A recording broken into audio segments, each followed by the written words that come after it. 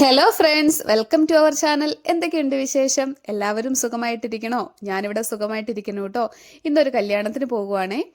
എൻ്റെ ഓഫീസിലെ legal സെക്ഷനിലെ advocate ബിജിതയുടെ കല്യാണമാണ് ഇന്ന്. അപ്പോൾ അതിനു വേണ്ടി പോകുവാണേ. അപ്പോൾ ഞങ്ങൾ റിസോർട്ടിൻ്റെ അവിടെ എത്തിയിട്ടോ. കാൽവരി മൗണ്ടുള്ള താഴ്വാരം എന്ന് പറയുന്ന ഒരു റിസോർട്ടിലാണ്. അപ്പം ഞാനുണ്ട്, ദീപ ചേച്ചി, ജോൺസ്, മിതു എല്ലാവരും കൂടിയാട്ടോ പോകുന്നത്. ബാക്കിയുള്ള എല്ലാവരും ഇങ്ങോട്ട് വരുവാണ് ചെയ്യുന്നത്. അടിപൊളി ഒരു ലൊക്കേഷനാണ്. നമ്മുടെ കാൽവരി മൗണ്ട് എക്കോ ടൂറിസത്തിൻ്റെ നേരെ ഓപ്പോസിറ്റ് ആട്ടോ ഈ ഒരു പ്രോപ്പർട്ടി വരുന്നത്. ചെറിയൊരു റിസോർട്ടാണ്, പക്ഷേ വളരെ മനോഹരമായ ഒരു റിസോർട്ടാണ്. അപ്പോൾ വണ്ടി അതിൻ്റെ അടുത്ത് വരെ ചെല്ലത്തില്ലാത്തത് കൊണ്ട് വണ്ടി വേറൊരു സ്ഥലത്ത് പാർക്ക് ചെയ്തിട്ട് ഞങ്ങളെല്ലാവരും അങ്ങോട്ട് നടന്നു പോകുവാണ്. ഇത് കണ്ടോ, താഴ്വാരം അടിപൊളിയാട്ടോ. കണ്ടോ എന്ത് രസമാണെന്ന് നോക്കിക്കേ.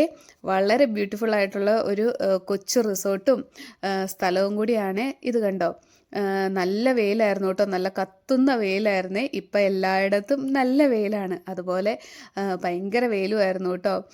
പുറത്തപ്പോൾ ചെറിയൊരു സ്റ്റേജും ഇതൊക്കെ ഉണ്ടായിരുന്നു. വലിയ ഫങ്ഷനൊന്നും ഇല്ലായിരുന്നു.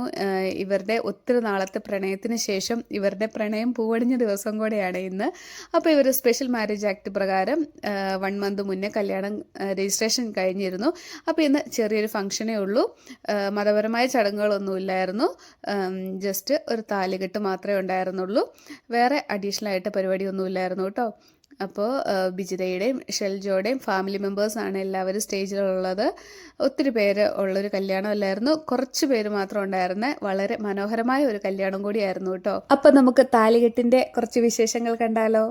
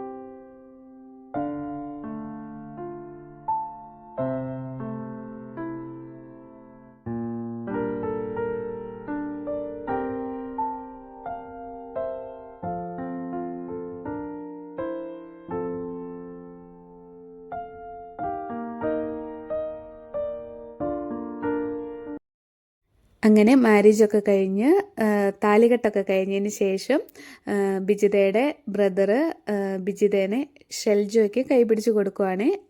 അതാണ് ഇനി നടക്കുന്നത്. അപ്പോൾ ദേ കൈപിടിച്ചൊക്കെ കൊടുത്തു കേട്ടോ.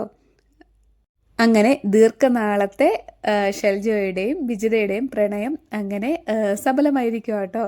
എല്ലാവരുടെയും അനുഗ്രഹത്തോടു കൂടി അങ്ങനെ കല്യാണം വളരെ ഭംഗിയായിട്ട് കഴിഞ്ഞു.